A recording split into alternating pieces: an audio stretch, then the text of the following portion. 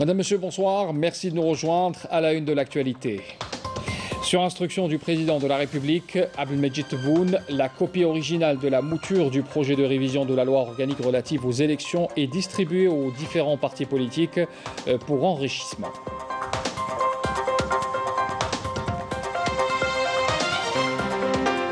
Le ministre de la Santé, Abdelrahman Ben Bouzid, a accueilli ce matin la mission médicale algérienne de retour de Mauritanie, où elle a prodigué des soins aux malades atteints de coronavirus. Le ministre de la Transition énergétique et des énergies renouvelables, Chemseddine Chitour, invité du forum du quotidien Chab ce mardi, Chemseddine Chitour a affirmé que la question de l'économie de l'énergie concerne tout un chacun.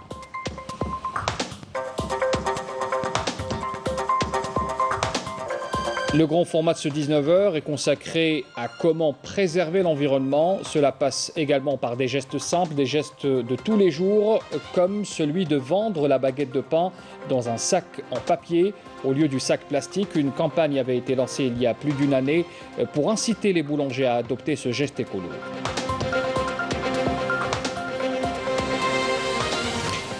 Bienvenue à tous. Sur instruction du président de la République, Abdelmejid Tebboune, la copie originale de la mouture du projet de révision de la loi organique relative aux élections est distribuée aux différents partis politiques pour enrichissement. Il est à noter qu'une fausse copie circulait ces derniers jours sur les réseaux sociaux. Le ministre de la Santé, de la Population et de la Réforme hospitalière, Abdelrahman Ben Bouzid, accompagné du ministre délégué chargé de la Réforme hospitalière, Ismaël Masbah, a accueilli ce mardi matin la mission médicale algérienne de retour de Mauritanie, où elle avait prodigué des soins aux malades atteints de coronavirus. Yamina Saïdji. Ils étaient une vingtaine de médecins, anesthésistes, réanimateurs et techniciens de la santé. Dépêchés depuis le 4 janvier en Mauritanie, la première mission médicale chargée de prodiguer des soins aux malades atteints de coronavirus s'est achevée hier. Une occasion pour les délégations des deux pays de tenir une séance de travail consacrée à la définition des moyens de coopération dans le domaine de la santé. La qualité des services prodigués par la mission médicale algérienne en faveur des personnes atteintes du coronavirus dans notre pays était efficace.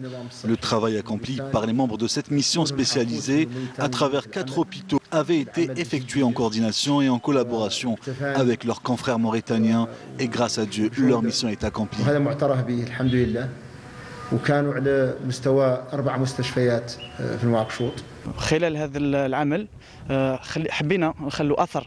Durant cette mission, nous avons essayé d'apporter un plus. En marge du travail effectué dans les différents services et les différents hôpitaux, nous avons formé et encadré les médecins. Il y a de grandes compétences ici en Mauritanie. C'est aussi bénéfique pour nous que pour eux.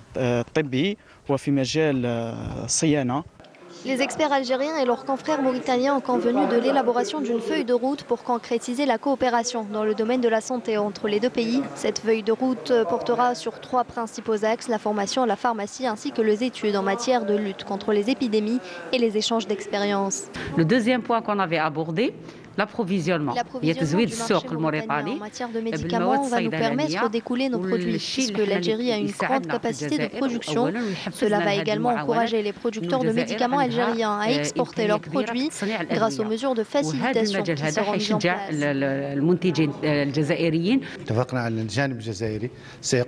La partie algérienne va se charger de l'aspect formation des médecins et des cadres dans des instituts de santé publique. Nous avons également convenu de la mise en place d'un programme de recherche en matière de statistiques, en plus de l'échange d'informations sur le contrôle épidémiologique. De retour de Mauritanie et dès leur arrivée à l'aéroport international Louari Boumedienne, la mission médicale algérienne a été accueillie par le ministre de la Santé, de la Population et de la Réforme hospitalière, Abdelrahman Ben Bouzid, qui a exprimé sa satisfaction des efforts déployés par l'équipe médicale algérienne avec leurs collègues mauritaniens dans la prise en charge des malades. Et puis on a eu des séances de travail, on a établi des binômes avec les cadres centraux du ministère, de notre ministère, avec ceux de la partie mauritanienne. Et on est revenu avec un plateau pour amorcer des échanges et tout. Et en rapatriant les nôtres, on a envoyé encore d'autres cadres de la formation, de la pharmacie centrale, le directeur général de l'Institut de santé publique. C'est à la demande des Mauritaniens. Voilà, donc ces dernières compétences qui sont parties ont eu aussi des séances de travail, ils ont établi des conventions. Nous allons les étudier ensemble avec la partie mauritanienne, ici avec les liens habituels.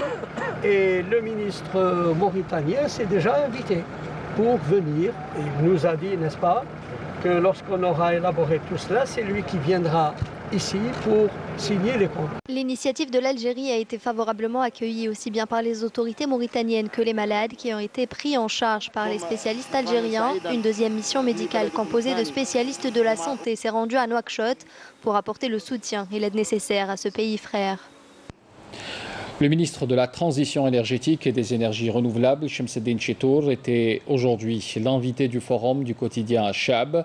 Chemseddine Chitour avait affirmé que la question de l'économie de l'énergie concerne tout un chacun. Il a à cette occasion appelé à accélérer la création d'un modèle énergétique qui permet une transition rapide vers les énergies renouvelables et une sortie de la dépendance aux hydrocarbures. Je vous invite à écouter sa déclaration. Le plan de transition énergétique est basé sur 3 piliers dont l'économie d'énergie, puisque vous n'êtes pas sans savoir que nous devons absolument économiser au minimum 10% de l'énergie d'ici la fin de l'année 2021. Préserver l'environnement passe également par des gestes simples, des gestes de tous les jours, comme celui de vendre la baguette de pain dans un sac en papier au lieu du sac plastique. C'est une campagne qui avait été lancée il y a plus d'une année pour inciter les boulangers à adopter ce geste écolo. Le président de la République avait même souligné l'importance de ce comportement citoyen lors de sa visite à la Foire internationale d'Alger, c'était en décembre 2019. Aujourd'hui, cette mesure peine à voir le jour. Plusieurs facteurs comme la pandémie a freiné cette initiative. Où en est-on aujourd'hui? Reportage Mariam Damis. Vers les boulangeries de la capitale, au premier constat, les sacs à pain en papier sont absents dans les boulangeries. Même si les consommateurs préfèrent emporter leur pain dans des sacs en papier, les commerçants, eux, adhèrent, mais timidement. Bien sûr, les sacs en papier. Donc, mais on ne trouve pas trop dans les magasins et tout. Mais pour l'environnement... Bien sûr, on préfère les sacs en papier, bien sûr. Déjà l'environnement, bien sûr. C'est plus hygiénique.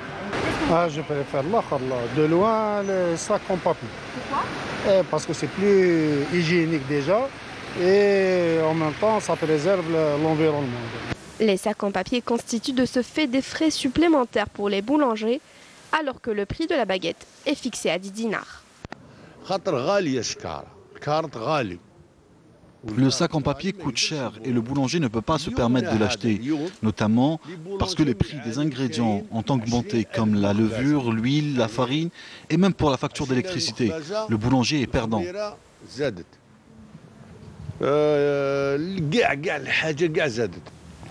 La première expérience et la deuxième expérience aussi depuis 4 ans ont subi, je peux dire, un échec.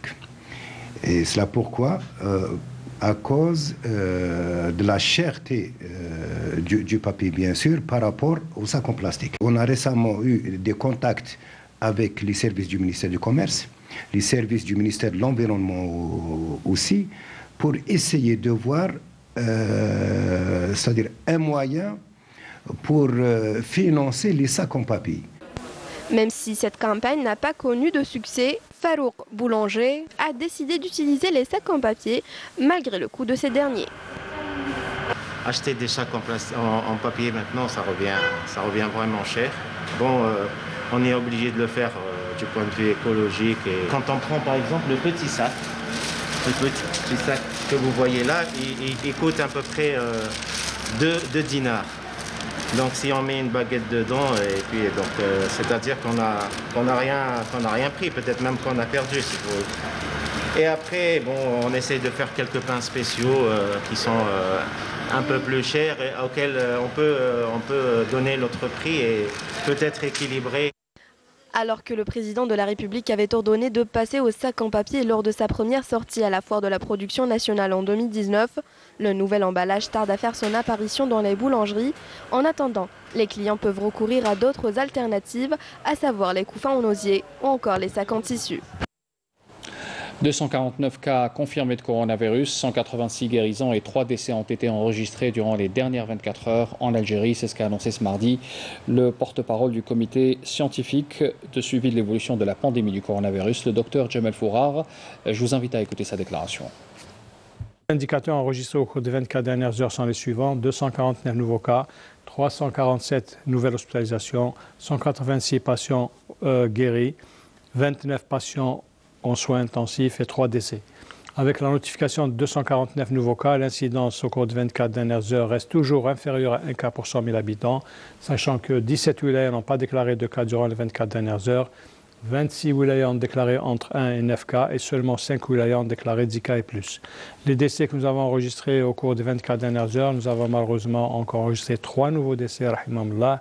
Par contre, pour ce qui est des nouvelles hospitalisations, au cours des 24 dernières heures, leur nombre est de 347 patients. Les patients guéris à ce jour, selon le protocole établi, leur nombre est de 70 933 patients guéris, dont 186 au cours des 24 dernières heures. Pour ce qui est des soins en réanimation, nous avons actuellement au niveau des hôpitaux, au niveau national, 29 patients hospitalisés en soins intensifs. Dans la poursuite des activités médiatiques exécutées par la Commission de la Défense nationale à l'Assemblée populaire nationale au niveau des structures et établissements de formation et de production de l'armée nationale populaire, une délégation de cette commission parlementaire présidée par Abdelkrim Chennini, président de la Commission de la Défense nationale à l'APN, a effectué aujourd'hui une visite de travail à l'école de spécialisation sur hélicoptères dans la région de Ain Arnat, dans la 5e région militaire. La délégation a été reçue par le commandant de l'école. Par la suite, les membres de la délégation parlementaire ont suivi un exposé exhaustif sur les activités et les missions de l'école. La délégation a également visité les différentes structures pédagogiques destinées à la formation, y compris les salles de cours, les salles de simulateurs, des simulateurs de vol, ainsi que les laboratoires et les ateliers destinés à la maintenance. Les présents ont ensuite suivi un exposé sur l'entraînement au vol et un exposé sur les hélicoptères d'entraînement, où des explications ont été fournies par les cadres de l'école sur la nature de leur mission. Les missions des hélicoptères. Au terme de la visite, les membres de la délégation ont exprimé leur admiration quant à la qualité de la formation ainsi que le haut niveau de professionnalisme et l'engagement de l'ensemble des cadres et des usagers de l'école. Une conférence de presse sur le développement de la situation au Sahara occidental, notamment après la rupture par Rabat, de l'accord de cessez-le-feu le 13 novembre dernier, a été organisée au siège de la présidence sahraoui. Ont pris part à cette rencontre la télévision algérienne, qui a été conviée avec de nombreuses agences de presse internationales. La conférence a été animée par Sidi Oukel Amin, secrétaire général du ministère de la Défense sahraoui, et Sidi Mohamed Ammar, représentant du Front Polisario à l'ONU.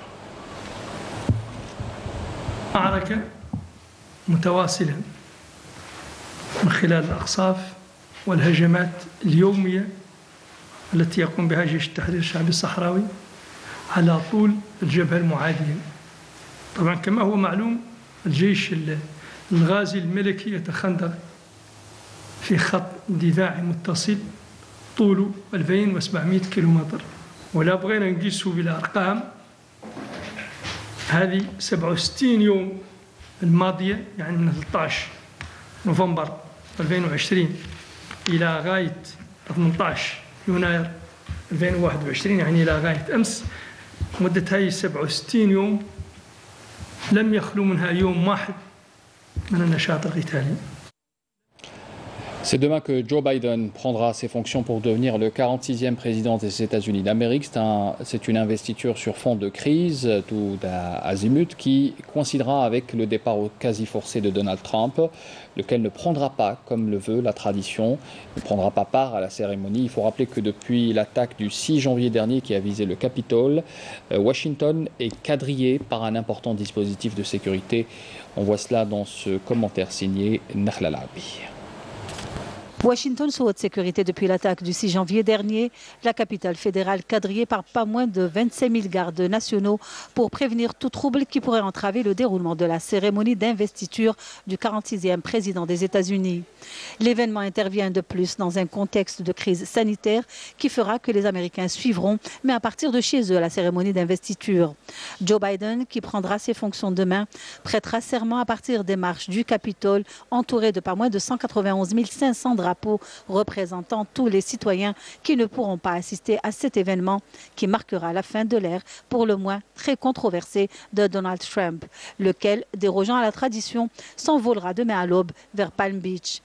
Il va sans dire que le nouveau locataire de la Maison-Blanche est déterminé à mener une politique en totale rupture avec celle de son prédécesseur. Joe Biden devrait d'ailleurs procéder à l'issue de la cérémonie à la publication d'une série de décrets qui annuleront certaines décisions de Trump. Entre la crise économique, les inégalités raciales, la crise sanitaire et celle du climat, le président élu n'aura pas un mandat de tout repos. Joe Biden, qui a promis de ramener la première puissance mondiale dans le concert des nations, a pour rappel présenté la semaine dernière un plan d'urgence de 1 900 milliards de dollars qui sera suivi d'un plan de relance économique. Et puis dans l'actualité à l'étranger aussi, le secrétaire général de l'ONU, Antonio Guterres, se félicite du progrès tangible accompli ces derniers mois en Libye dans un rapport remis au Conseil de sécurité qui rappelle la nécessité d'un départ des troupes étrangères et des mercenaires d'ici samedi. On revient en Algérie pour parler de l'arboriculture, pour réintroduire le pistachier dans l'Atlas, dans les régions steppiques de Djelfa. 2 pépinières s'attellent à la culture de cette essence forestière endémique, à savoir celle du Haut Commissariat au développement de la steppe et celle de l'Organisation nationale des jeunes compétences. 10 000 arbustes sont à prévoir pour la plantation. Reportage Saïda Mayouf. Afin de réhabiliter le pistachier de l'Atlas dans les zones steppiques, arides et semi-arides, mais également subsahariennes de Djelfa, la pépinière relevant du Haut Commissariat au développement de la steppe a d'ores et déjà entamé la culture de cette essence. Là, on est près du verger de pistache Vira. Pistachia Vira, c'est un pistachier produit à la CDS, à la pépinière à CDS à Tadmet. Il y a 200 pieds, c'est-à-dire 1 hectare. Pistachia Vera sur Vera, le produit depuis la graine. C'est-à-dire on a fait planter des graines et on a greffé avec la variété Achouri. C'est une pépinière pour un objectif, pour les objectifs de multiplication des différentes espèces, comme les espèces autochtones, Stepatina sessema, Legium spartum, Artemisia campestris. كذلك عندنا مشروع خاص بإكثار وتلقيم البيستاشيا فيرا الفستق الحلبي.